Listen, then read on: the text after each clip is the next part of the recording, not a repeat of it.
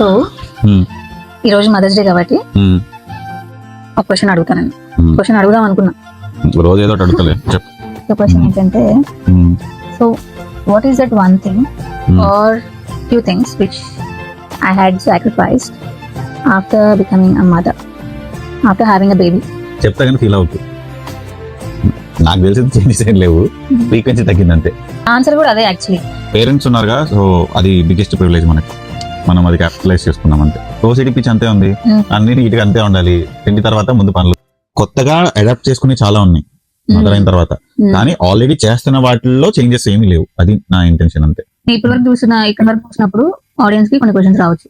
Okay, parents ఉన్నారు, మొత్తం వాళ్ళకి వదిలేసి మీరు తిరగచ్చా బయట మీ ఓల్డ్ సెల్ఫ్ ని మిస్ అవ్వకుండా ఉండడానికి అనే క్వశ్చన్స్ కూడా రావచ్చు. బట్ దానికి కూడా మనం ప్లాన్ చేసుకుంటాం. Just have to train our parents.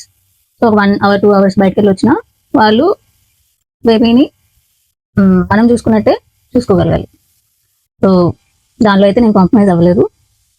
మదర్స్కి ఎలా ఉంటుందంటే, ఆ పీరియడ్లో ఇనిషియల్ టైమ్స్లో డెలివరీ అయ్యాక బయటకి ఎక్కడికి వెళ్ళకూడదు అనే వరీస్ ఉంటాయి. నేను లేకపోతే బేబీ ఏడిస్తే ఎలా ఏంటి, కొంచెం అది ఓవర్కమ్ చేసి మీ పార్ట్నర్తో బయట కొంచెం బ్రేక్ తీసుకుంటే అది స్లోగా మీకు చాలా హెల్ప్ అవుతుంది. హస్బెండ్స్ మీరు కూడా నేను రాను బయటికి అన్నా కానీ ఇట్స్ ఓకే, వెళ్ళొద్దాం కొంతసేపే అని తీసుకెళ్ళండి. మీకోసం మీ టైం స్పెండ్ చేసుకోవాలి. ఒకవేళ పేరెంట్స్ లేకపోతే బేబీని తీసుకొని అయినా ఊరికే అలా 15 minutes 20 minutes బయటకు వెళ్ళండి అంతే. లైఫ్ ఏదో చేంజ్ అయిపోయింది పేరెంట్స్ అవ్వగానే, మదర్ అవ్వగానే అనే ఫీలింగ్ మనకు రాదు. కొంచెం ఆసక్తి ఉంటుంది, బట్ స్లోగా రొటీన్కి అడ్జస్ట్ అయిపోతాము అంతే. Everything will be all right. మీ హ్యాపీనెస్ని కూడా కన్సిడర్ చేయండి, దట్స్ వెరీ ఇంపార్టెంట్. మీరు హ్యాపీగా ఉంటేనే పిల్లలు హ్యాపీగా ఉండగలరు, పిల్లల్ని హ్యాపీగా చూసుకోగలరు. So be happy and be healthy.